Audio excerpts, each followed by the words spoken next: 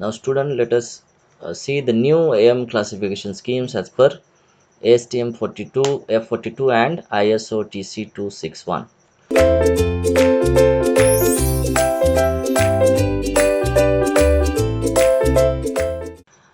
So the first classification, new classification we are having VAT photopolymerization, which is also known as stereolithography or stereolithography apparatus or VAT photopolymerization. So it is widely recognized as the 3D printing process. Okay, this is known as or recognized as the 3D printing process. So it is actually the laser based process that works with these photopolymer resins, and this resin react with this laser and cures to form a solid object. Okay, so this is wet photopolymerization. So it is generally accepted as being one of the most accurate 3D printing processes, and with excellent surface finish we are getting with this uh, SLA or SL or VP. Okay, so what are the limitations of this VP are we require the post processing steps. So for example, the cleaning of unnecessary resins, cutting the unnecessary unwanted parts. Okay, then the stability of the materials over time may more brittle. So these are the limiting factors basically of wet photopolymerization. Then we are having next classification as the powder based system, that is powder bed fusion or the sintering. So we are having the wider range of materials which can be used in this powder based system, and also different functional parts we can able to produce by this powder bed fusion or sintering process. So here the laser sintering used in the polyamide, titanium and rubber like materials.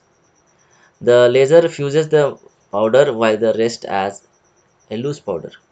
So here the powder of the material to get made is fuses by the laser, and whereas there is actually the powder bed, onto that the lasers are inciding, and the parts which is going to produce that part of the powder is going to fuse only, and remaining part of the powder or remaining powder will be as a loose powder.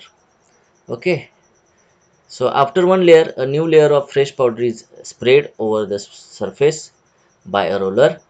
We will see, definitely we will see this process, and no supporting structure is needed as unmelted or unsintered powder is used as a supporting material. So this is basically advantage of this technique, where we need not to have any kind of support to the product or prototype that you are going to make, because the powder itself will act as a supporting material, which may be the loose powder or the unmelted powder or unsintered powder is act as a supporting material. See here, some I have shown here some pictures. These are the part made by this powder based system or the powder bed fusion or sintering process, and the person is cleaning this unsolidified or the loose powder from this um, part is made. And here see the entire bed, see no any supporting structure at this base, no any supporting structure, only this unmelted or unsintered powder is acting as the support material for this process, isn't it? So the following additive manufacturing system will fall under the category of the powder bed fusion or sintering technique. So very famous is selective laser sintering SLS process. Then also we are having the color jet printing CJP. Then we are having laser engineering set shaping lens, and the fourth one is electron beam melting EBM. But out of these four, this selective laser sintering is very popularly used. So the third new classification we are having the material jetting and binder jetting. So this is most professional prototype technique. Multi materials can be used, and in this technique we are also use the different colors to make the prototype or model. So let us start with the material jetting. So here the print head, which is similar to inkjet printing, print head distributes the droplets of photosensitive material, and these droplets are getting solidified under the UV light. Support structure is required to support the liquid material. So as like in powder bed fusion technique, we need not to have any kind of support, but here we require the support structure to build a prototype. The material used are thermoset polymers, these are the acrylics in liquid form are used. So here what are the material? Material is a thermoset polymers that can be used in the material jetting. Now let us have some detailed discussion in the selective laser sintering technique. Definitely we will discuss because this is important. The selective laser sintering, SLS. So what is the layer thickness here? We are getting the layer thickness nearly 100 micron or 0.1 millimeter thick. The part building takes place inside a closed chamber filled with the nitrogen gas. Here how the part is built, it is inside a closed chamber which is filled with the nitrogen gas. We will see the diagram of this SLS. The powder is building platform is kept at elevated temperature. So here the powder in the building platform, these powders are kept at the elevated temperatures. Then infrared heaters are used to maintain an elevated temperature around the part being formed. So how this temperature is maintained? By using the infrared heaters. See here the diagram. This is the schematics of the SLS process. So this is the build platform which is filled with the nitrogen, and these are the feed cartridges which is having the powder which are going to use. Okay, so this is the roller, this is powder leveling roller. Okay, and these are the CO2 laser we are using here. These are the this is the laser beam which is incident on this powder bed. Okay, and this bed get fused. Okay, and once it get fused, this powder leveling roller will move or rotate. Okay, and will distribute the powder. Okay, then when it is distributing powder, it will reaches here.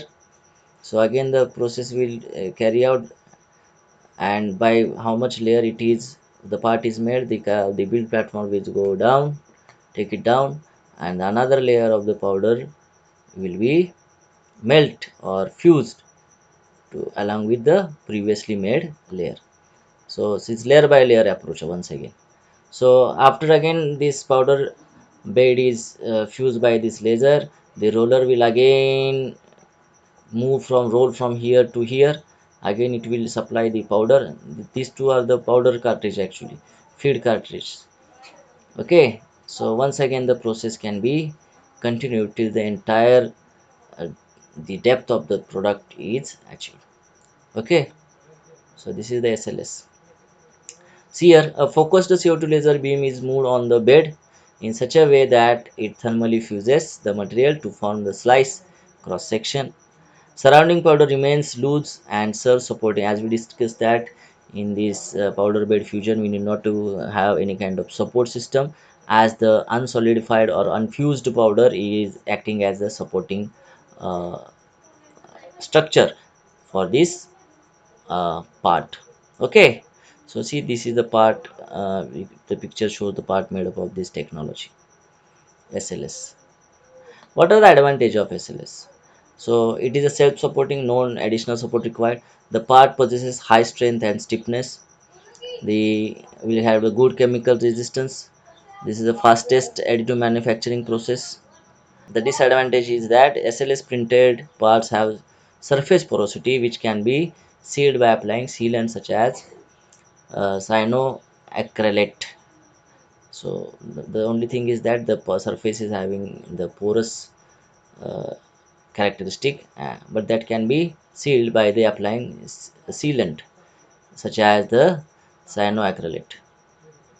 Okay, so next is the binder jetting. Okay, in the material jetting and binder jetting we learn the material jetting. In that we learn this SLS technique. Now in binder jetting, so here instead of using of the base material as a liquid, in the case as selectively deposited on the powder bed, bonding these areas to form a solid part. Okay, the common material used are the metals, sand and ceramics in a granular form as a base material. So here also no support structure is required, it is just a powder bed system. It is just a powder bed system. Next we are having the next classification, we are having the directed energy deposition. Now here, to make the large parts with the additive manufacturing system, the powder based system is limited because its cost and the time required to build the part. A coaxial feed of powder or wire to laser or electro beam to form a melted or sintered layer on the substrate. The powder deposition is synchronized with the heat source. Okay, so here we do not use the powder bed system. Okay, thank you.